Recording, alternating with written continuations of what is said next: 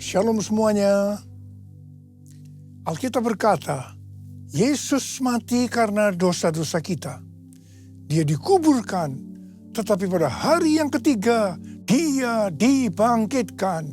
Haleluya!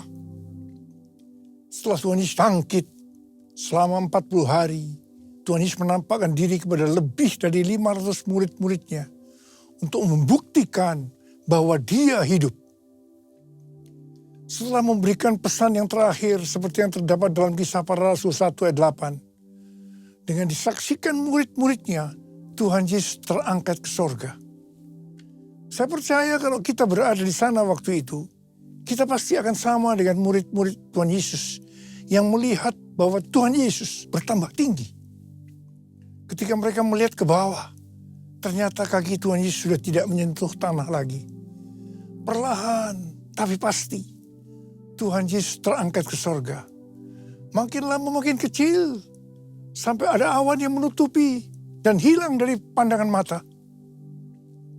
Sementara mereka terheran-heran melihat ke langit, maka ada 2 orang yang berpakaian putih di dekat mereka yang berkata, "Hai orang-orang Galilea, mengapakah kamu berdiri melihat ke langit? Yesus ini yang terangkat ke sorga meninggalkan kamu, akan datang kembali dengan cara yang sama seperti kamu melihat dia naik ke sorga." Dari ayat ini, saya percaya kalau yang melihat Tuhan Yesus naik ke sorga adalah murid-muridnya Tuhan Yesus, maka yang akan melihat Tuhan Yesus turun dari sorga adalah murid-murid Tuhan Yesus. Katakan amin. Sekarang Tuhan Yesus ada di sorga. Apa yang dilakukan Tuhan Yesus di sorga? Yang pertama, Tuhan Yesus berkata dalam Yohanes 14 ayat 1-3, "Janganlah gelisah hatimu, percayalah kepada Allah, percayalah juga kepadaku. Di rumah Bapa-Ku banyak tempat tinggal. Jika tidak demikian, tentu aku mengatakannya kepadamu. Sebab aku pergi ke situ untuk menyediakan tempat bagimu.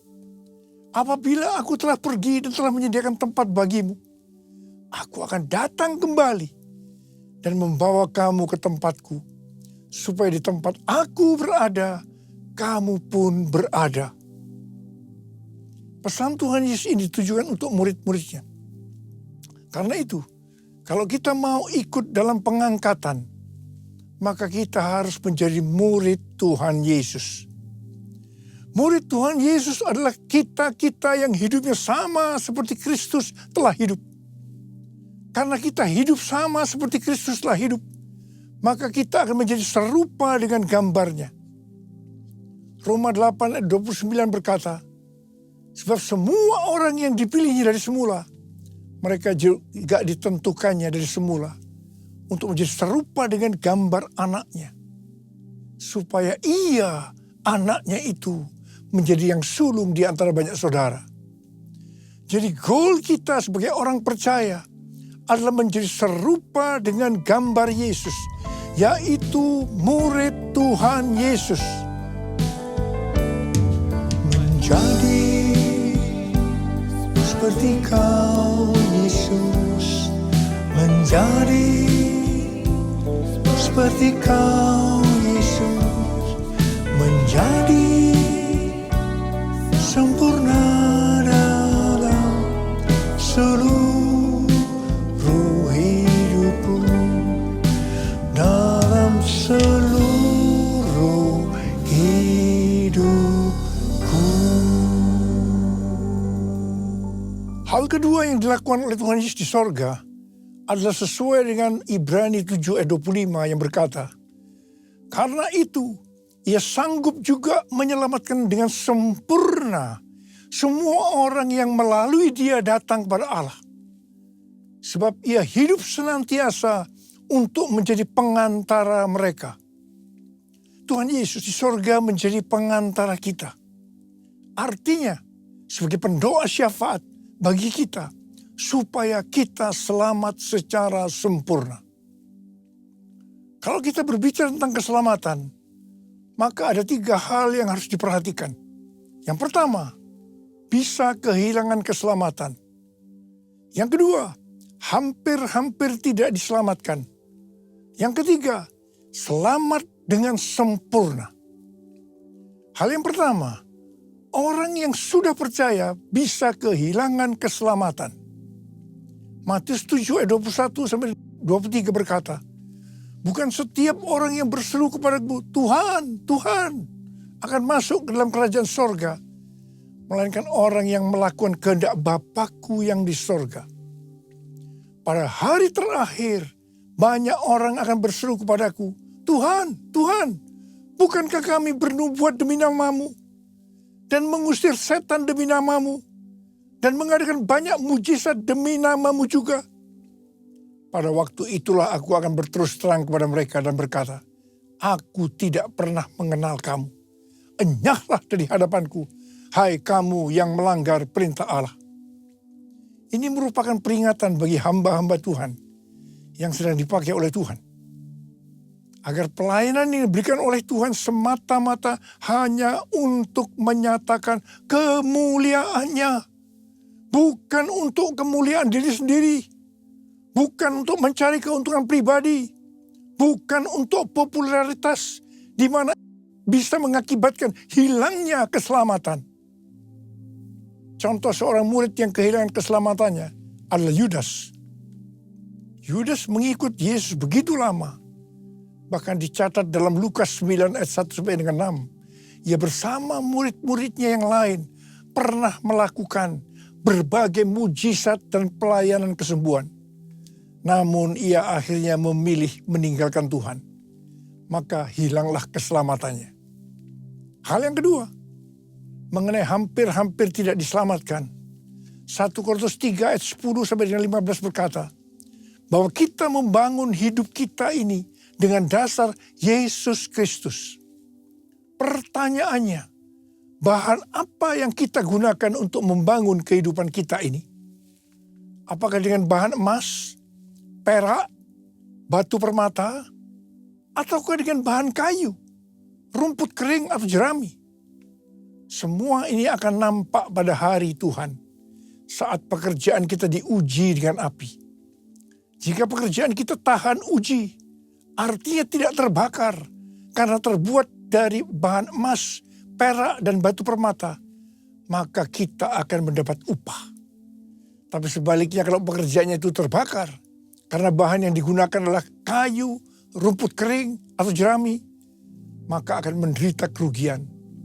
Selamat sih selamat, tetapi seperti keluar dari dalam api. Artinya hampir-hampir tidak diselamatkan. Hampir-hampir tidak diselamatkan dapat diartikan.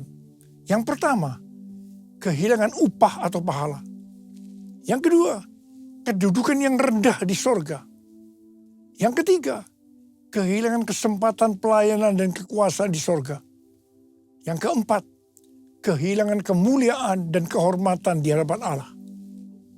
Mari, saya akan ajak kita semua untuk memperhatikan dengan serius pekerjaan pelayanan kita, juga termasuk kualitas kehidupan. Jangan menjadi orang Kristen yang acuh tak acuh, agar kita mendapatkan upah di sorga. Yang mau katakan amin. Yang ketiga, Tuhan Yesus berada di sorga untuk mendoakan kita agar mendapatkan keselamatan yang sempurna. Bukan untuk kehilangan keselamatan, atau bukan hampir-hampir tidak diselamatkan. Supaya doa Tuhan Yesus ini terjadi, maka sesuai dengan 2 Petrus 1 ayat 5 sampai dengan 11, dikatakan bahwa kita harus dengan sungguh-sungguh berusaha. Sungguh-sungguh berusaha untuk menambahkan kepada iman kita kebajikan. Artinya berbuat baik. Kemudian ditambahkan lagi pengetahuan. Kemudian tambahkan lagi dengan penguasaan diri. Tambahkan lagi dengan ketekunan. Tambahkan lagi dengan kesalehan yang artinya hidup kudus. Tambahkan lagi kasih akan saudara-saudara seiman. Dan tambahkan lagi kasih akan semua orang. Kalau kita melakukan ini semua dengan sungguh-sungguh, maka kita akan lebih mengenal Tuhan Yesus Kristus. Dan kita tidak akan pernah tersandung. Dengan demikian, kita akan dikaruniakan hak penuh untuk memasuki kerajaan kekal, yaitu kerajaan Tuhan dan Juru Selamat kita, Yesus Kristus. Yang artinya kita mendapatkan keselamatan yang sempurna. Haleluya! Besar anugerah-Mu, berlimpah kasih-Mu, semakin hari semakin bertambah. Besar anugerah-Mu, semakin hari semakin bertambah. Besar anugerah-Mu.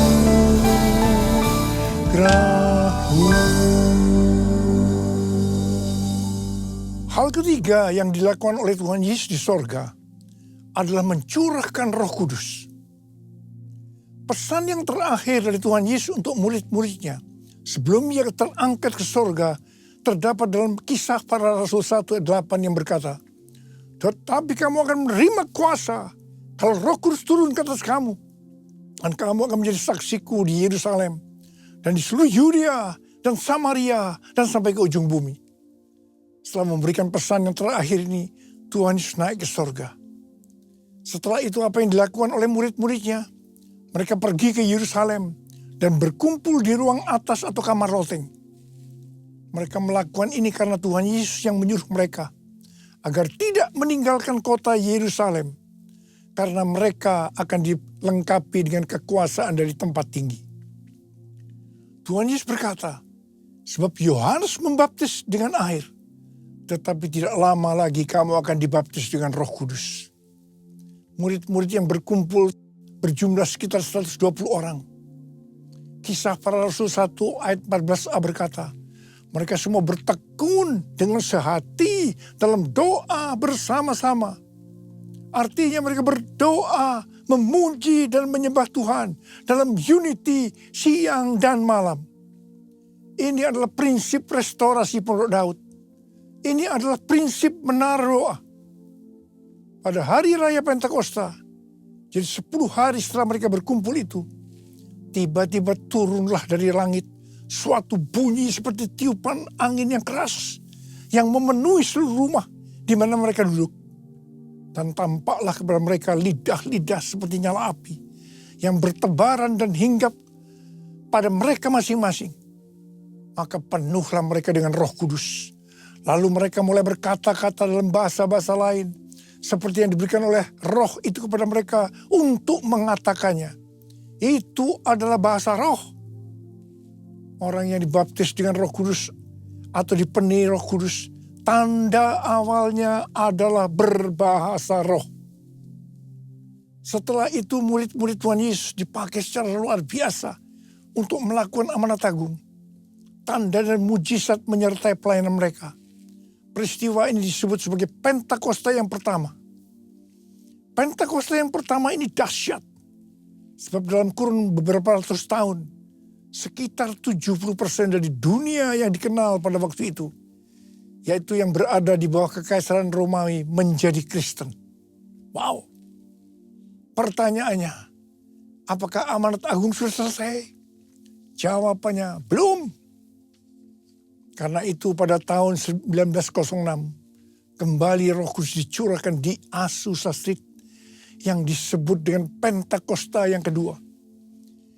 Ciri-ciri yang menonjol dalam Pentakosta kedua ini adalah penekanan dalam hal berbahasa roh dan pelayanan mujizat dan kesembuhan. Meskipun seluruh karunia roh juga dicurahkan dengan limpahnya. Pentakosta kedua ini dahsyat. Mengapa? Karena melahirkan gerakan Pentakosta dan karismatik. Saat ini ada sekitar 700 juta orang yang diberdayakan oleh Roh Kudus. Pertanyaannya, apakah amanat agung sudah selesai? Jawabannya, belum. Karena itu hari-hari ini, pencurahan Roh Kudus yang jauh lebih dahsyat dibanding dengan Azusa Street sedang terjadi.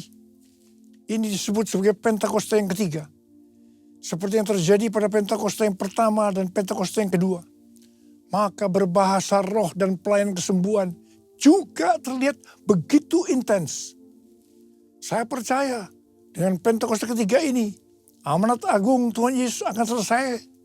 Dan Tuhan Yesus akan datang kembali. Haleluya. Rasul Paulus dalam 1 Korintus 14 ayat 5a berkata, aku suka supaya kamu semua berkata-kata dengan bahasa roh. Selain itu dalam 1 Korintus 14 ayat 18, Rasul Paulus juga berkata, aku mengucap syukur kepada Allah bahwa aku berkata-kata dalam bahasa roh lebih daripada kamu semua. Saya sangat mengaminkan apa yang dikatakan oleh Rasul Paulus ini. Dan saya juga berdoa agar apa yang dikatakan oleh Rasul Paulus ini juga terjadi pada kita. Yang percaya katakan amin.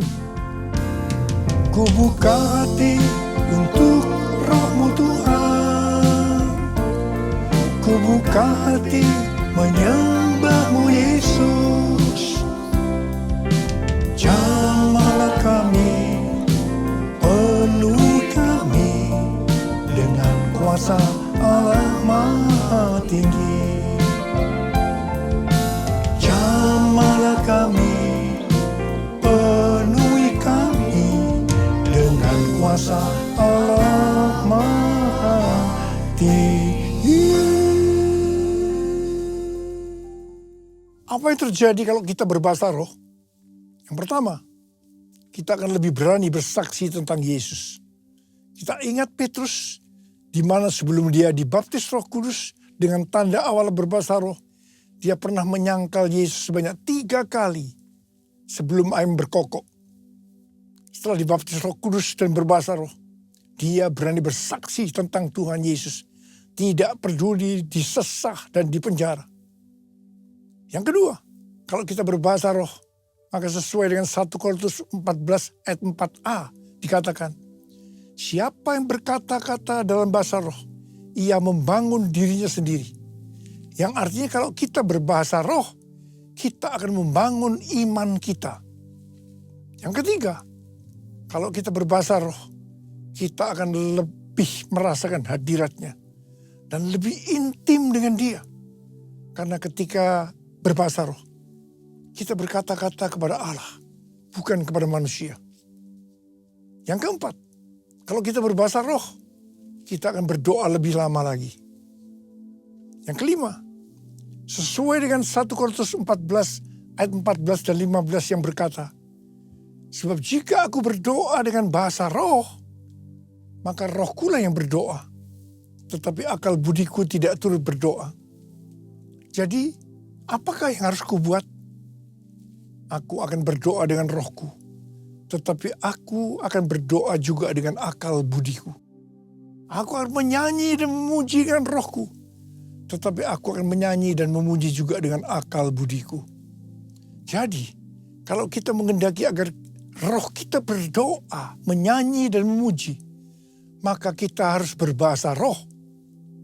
Sedangkan kalau dengan akal budi atau jiwa, maka kita harus menggunakan bahasa yang kita mengerti. Mari, bagi yang mau melakukan, katakan bersama saya, amin. Bahasa roh atau bahasa lidah dalam Alkitab dituliskan di 1 Korintus 14, Kisah Para Rasul 2, Kisah Para Rasul 10, dan Kisah Para Rasul 19. Kesimpulannya sebagai berikut. Yang pertama, bahasa roh atau bahasa lidah dalam bahasa Greka atau Yunani disebutkan dengan glosa. Ada 3 macam bahasa roh atau bahasa lidah, yaitu yang pertama, bahasa roh yang harus diterjemahkan atau ditafsirkan.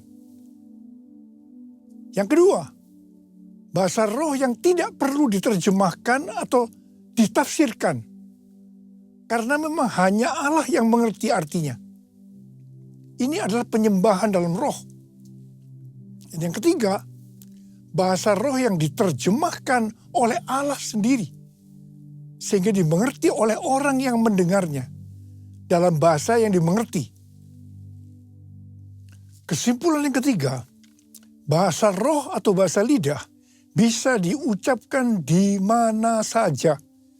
Artinya bisa di rumah, di kebaktian umum, di kebaktian doa, di kul, dan di mana saja kita berada. Kesimpulan yang keempat, Rasul Paulus dalam 1 Korintus 14 ayat 39 dan 40 berkata, "Karena itu saudara-saudaraku, usahakanlah dirimu untuk memperoleh karunia untuk bernubuat dan janganlah melarang orang-orang yang berkata-kata dengan bahasa roh. Tetapi segala sesuatu harus berlangsung dengan sopan dan teratur." Come Holy Spirit, fall in this place. I need more and more of you. Fill me again with the power of your Spirit. Lord, I'm crying out for more and more of you. Lord, I'm crying out for more and more of you. Memasuki tahun 2025, tahun yang penuh dengan ketidakpastian, tahun di mana bencana alam, peperangan, krisis ekonomi yang makin menghebat, tahun di mana keadaan akan menjadi semakin sukar. Tuhan memberikan tuntunannya.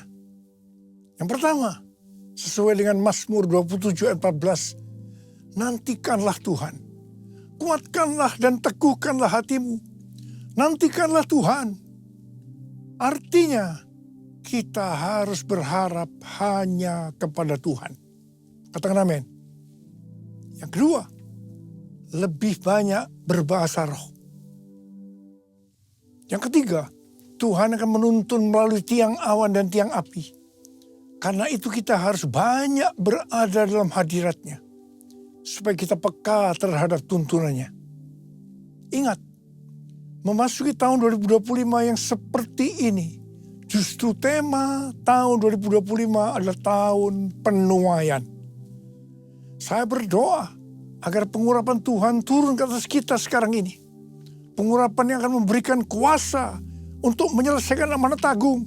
Dan pengurapan yang memberikan kuasa untuk menerima dan menikmati penuaian berkat secara materi. Haleluya! Mari, angkat tangan kita. Nyanyikan lagu ini. Curahkanlah kuasa-Mu Tuhan, mujizat terjadi di tempat ini. Curahkanlah kuasa-Mu Tuhan, mujizat terjadi sekarang ini. Curahkan ya Tuhan, curahkanlah kuasa-Mu Tuhan, mujizat terjadi di tempat ini. Curahkanlah kuasa-Mu Tuhan, mujizat terjadi sekarang ini. Mujizat terjadi sekarang ini. Mujizat terjadi sekarang ini.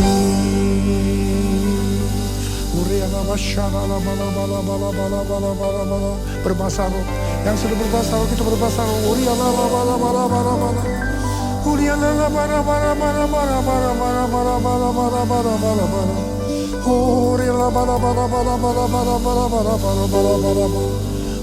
Curahkan Tuhan, curahkan kuasa, kuasa, kuasa itu ya Tuhan, kuasa. Terima kuasa, terima kuasa, terima. Dalam nama Yesus, dalam nama Yesus, haleluya, haleluya, amin.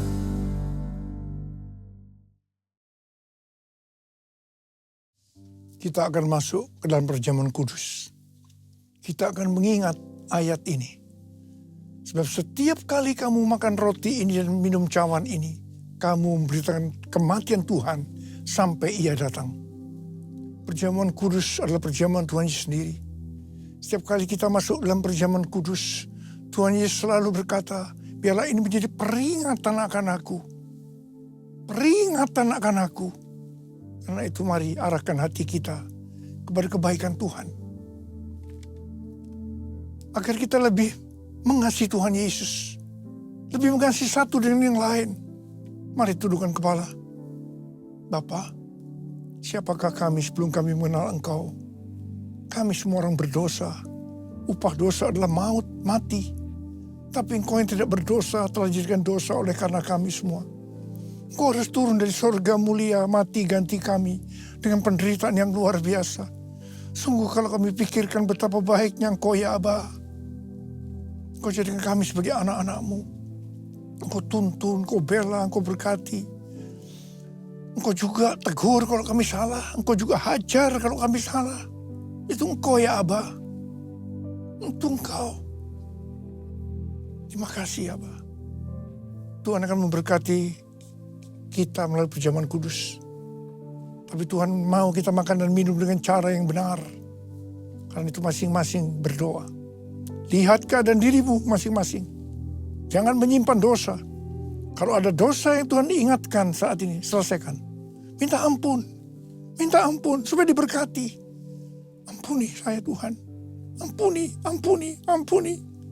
Ampuni. Bapa, Kau melihat anak-anak-Mu sedang meminta ampun kepadamu. Bapa, terima kasih. Berkatilah. Berkatilah anak-anak-Mu semua. Kami akan masuk dalam perjamuan kudus dengan hati yang penuh ucapan syukur. Dalam nama Yesus kami berdoa. Amin. Mari, angkat roti di tangan kanan kita tinggi-tinggi. Sebab apa yang telah kuteruskan kepadamu telah aku terima dari Tuhan. Yaitu bahwa Tuhan Yesus pada malam waktu ia diserahkan mengambil roti. Dan sesudah itu ia mengucap syukur atasnya. Ia memecah-mecahkannya dan berkata, inilah tubuhku yang diserahkan bagi kamu. Perbuatlah ini menjadi peringatan akan aku. Saudara kasih Tuhan, bukankah roti yang kita pecah-pecahkan ini adalah persekutuan kita dengan tubuh Kristus? Mari kita makan dalam nama Yesus.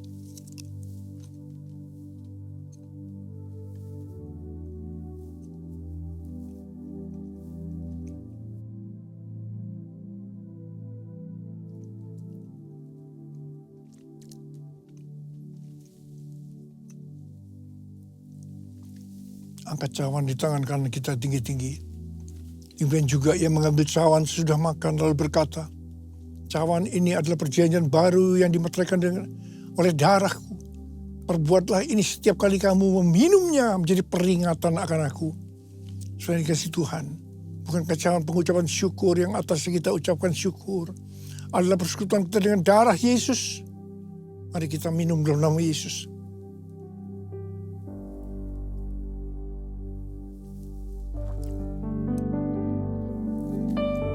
Ucapkan syukur dan terima kasih dengan suara.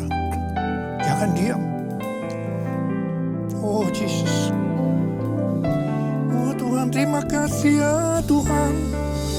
Terima kasih ya Tuhan. Tuhan, terima kasih ya Tuhan. Terima kasih ya Tuhan.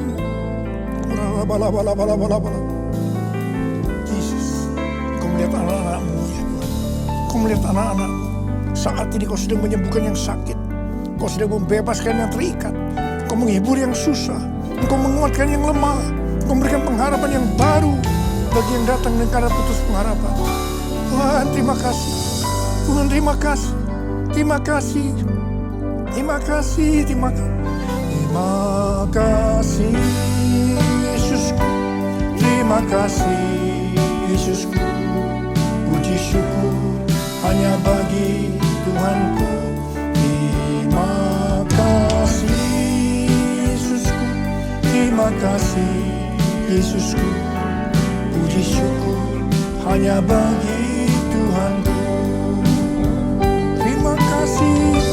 Terima kasih Yesusku. Terima kasih Yesusku. Puji syukur hanya bagi Tuhanku. Terima kasih kasih Yesusku, puji syukur hanya bagi Tuhanku. Puji syukur hanya bagi Tuhanku. Puji syukur hanya bagi Tuhanku. Terimalah berkat Tuhan. Kasih karunia yang berlimpah-limpah daripada Allah Bapa dalam Anak yang tunggal Yesus Kristus. Persekutuan yang manis dengan Roh Kudus menyertai kita semua mulai hari ini.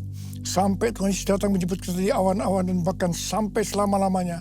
Yang percaya bersama-sama katakan amin.